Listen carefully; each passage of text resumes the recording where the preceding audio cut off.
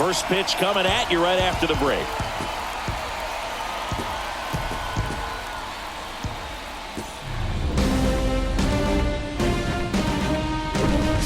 Hello and welcome to Oakland. We're at Ring Central Coliseum. We've got the American League Wild Card Series on the show. It's the Detroit Tigers going up against the Oakland Athletics. John Shelby with you alongside Chris Singleton. Game one is always critical in a postseason series, Singy.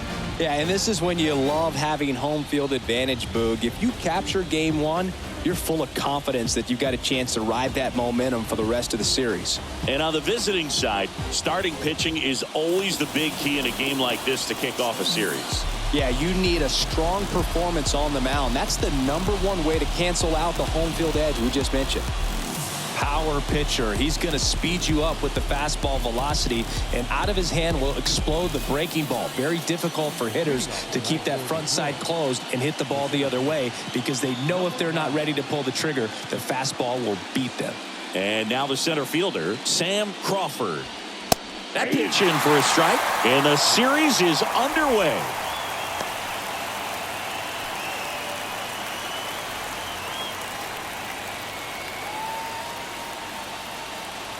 And now the 0-1.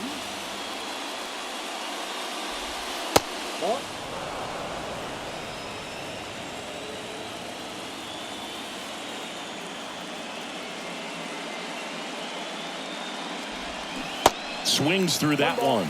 Going to really need to hang in there with that front side against this left-handed breaking ball.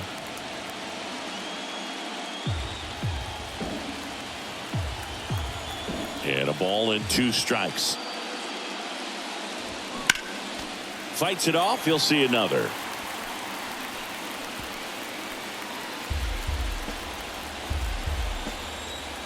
The 1-2.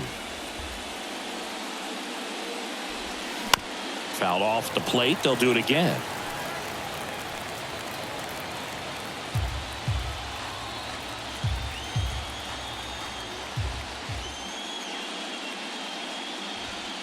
Next pitch misses. It's 2-2. This guy's a fun guy to watch taking at bat. He just battles up there. He doesn't take a pitch off at all.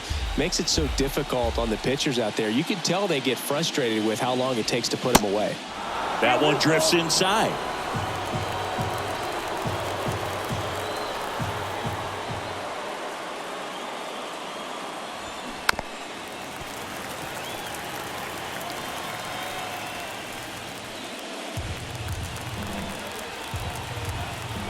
Payoff pitch.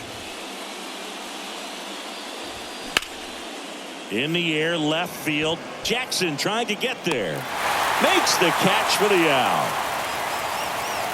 And now the Tigers line up for manager A.J. Hinch. They're dealing with a top-level arm on the mound, so this figures to be a tough matchup for them. What's the key to the offense today, Singy? Well, Boog, I think when you got a guy that's this talented on the mound, you got to find ways to disrupt his rhythm, make him uncomfortable a little bit. The guys that can handle the bat and perhaps, bunt for a base hit, get him moving off the mound. If you're in the box and he seems to be just in a flow, step out, mess up his timing, somehow try to get in his head a little bit. And then when he does come in the zone, you may only get one pitch. You better not miss it.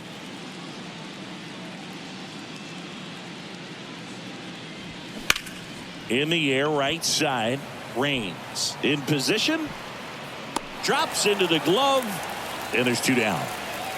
And Singy, as a team, you need to make the most of the very few opportunities he's going to give you, right? Absolutely. And if you don't get to guys like this a lot of times early, once they really settle in, it's going to be the later innings that they hand that ball over to a reliever if they do at all. Number 5, the next to hit, takes ball 1.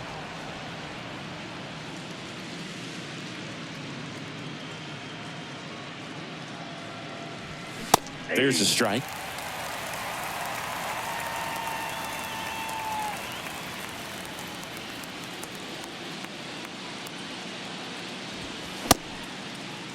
Started to go after it. Now a look down to first. He went around, says Rusty Valentine.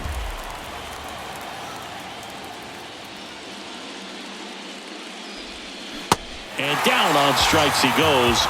And good work there as he gets a 1-2-3. Tigers fail to make any noise. And now the Athletics offense gets its first shot here. No score. You're watching the American League Wild Card Series on the show.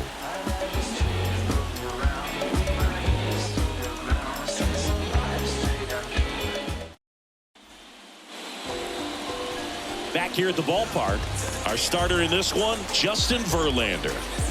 Well, he comes at hitters with a 5-pitch mix, so for him, it's always interesting to see how he utilizes those weapons. He may lean on 1 or 2 pitches depending on how things are going and how things are working, but if he can control 4 or even 5 of those offerings, look out, hitters. It's going to be a tough day. He's really going to be able to keep those guys off balance. Striding to the plate now for Oakland, Joe Morgan. And he deals. On the ground to the left. Fair ball. Makes the turn and heads for second. Around second now as they still don't have it. And he's got a leadoff triple. Love how he let that ball travel, trusted his hands. Nice job of going the other way.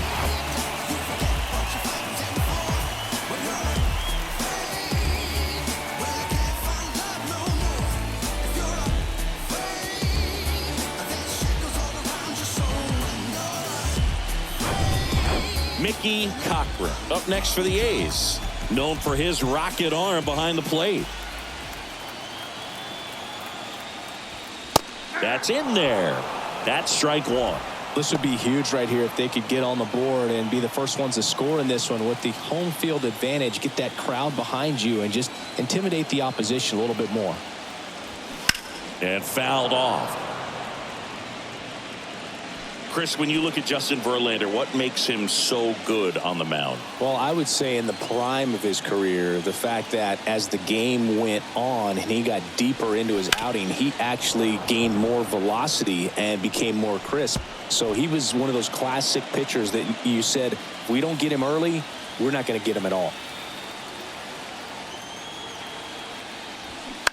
Towards first, and that chance handled. And the first run of the game comes across.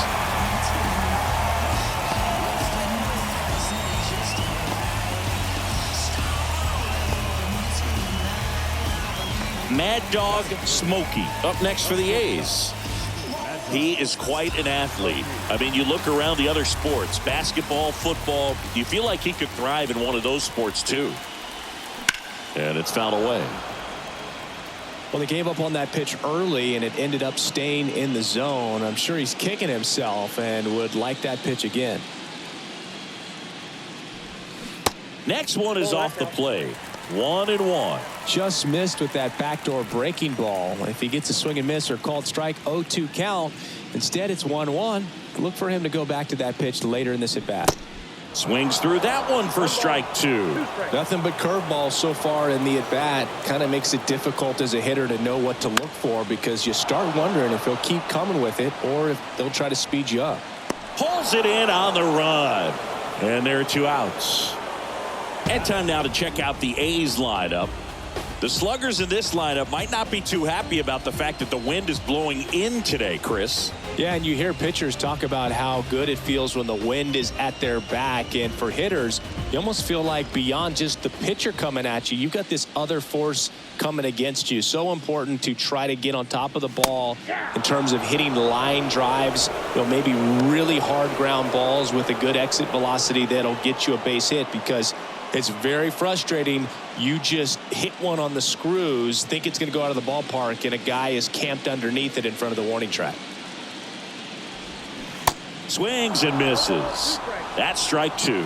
He got away with one there, but he knows he can't go into that spot very often against a guy like